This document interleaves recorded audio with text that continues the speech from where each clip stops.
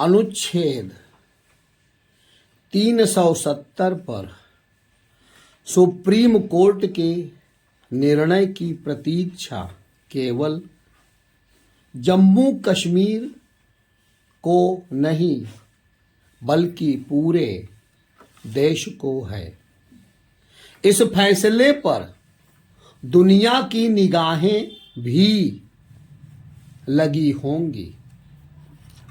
किसी के लिए भी यह कहना कठिन है कि सुप्रीम कोर्ट 4 साल पहले केंद्र सरकार की ओर से जम्मू कश्मीर से अनुच्छेद 370 और 35A को हटाने के फैसले पर किस निष्कर्ष पर पहुंचेगा, लेकिन इसमें कोई संदेह नहीं कि ये दोनों अनुच्छेद विभाजनकारी प्रकृति के थे और जम्मू कश्मीर को राष्ट्र की मुख्यधारा में सम्मिलित करने में भी बाधक थे।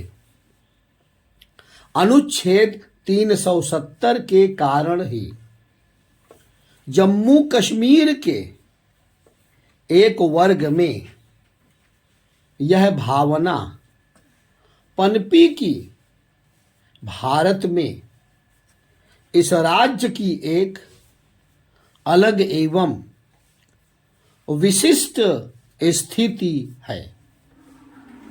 इस भावना ने पहले अलगाववाद को जन्म दिया और फिर आतंकवाद को। इसकी अनदेखी नहीं की जा सकती कि अनुच्छेद 370 को हटाए जाने के बाद से जम्मू कश्मीर में बहुत कुछ सकारात्मक बदलाव हुआ है। जम्मू कश्मीर में असर रखने वाले राजनीतिक दल कुछ भी दावा करें, वे पिछले 4 वर्षों में आए परिवर्तन को ओझल नहीं कर सकते। तथ्य यह है कि अनुच्छेद 370 की समाप्ति के बाद जम्मू कश्मीर का शेष देश के साथ पूरी तरह एकीकरण हो चुका है। जम्मू कश्मीर आधारित राजनीतिक दल और विशेष रूप से महबूबा मुफ्ती की पीपुल्स डेमोक्रेटिक पार्टी की ओर से यह जो माहौल बनाया जा रहा है कि यदि सुप्रीम कोर्ट का निर्णय उनके पक्ष में नहीं आया तो अच्छा नहीं होगा, वह एक तरह से शीर्ष अदालत पर दबाव बनाने वाला रवैया है। दबाव बनाने वाला यह रवैया और उनकी धमकी भरी भाषा विचित्र भी है और माहौल खराब करने की कोशिश भी। यह कुछ और नहीं, ऐसे दलों की हताशा और खीज ही है। यदि उन्हें लगता है कि गड़े मुर्दे उखाड़ कर या लोगों को बरगला कर वे कुछ हासिल कर सकते हैं तो यह उनकी भूल है।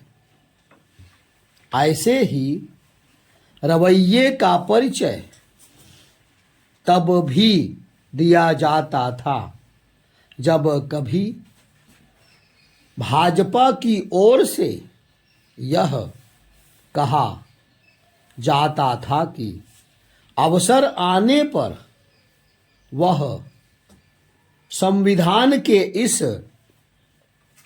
विभाजनकारी अनुच्छेद को हटाने का काम करेगी। अनुच्छेद 370 की बहाली की आशा करना एक तरह से दिवा स्वप्न देखना है। इसके आसार लगातार कम होते दिखे हैं कि इस मुद्दे को लेकर कश्मीर की जनता को उकसाया जा सकता है, क्योंकि वहां के लोग इस नतीजे पर पहुंचे हैं कि इस संवैधानिक संशोधन से उन्हें कुछ भी हासिल नहीं हुआ। अनुच्छेद 370 का अपने संकीर्ण राजनीतिक हितों के लिए ही अधिक इस्तेमाल किया गया।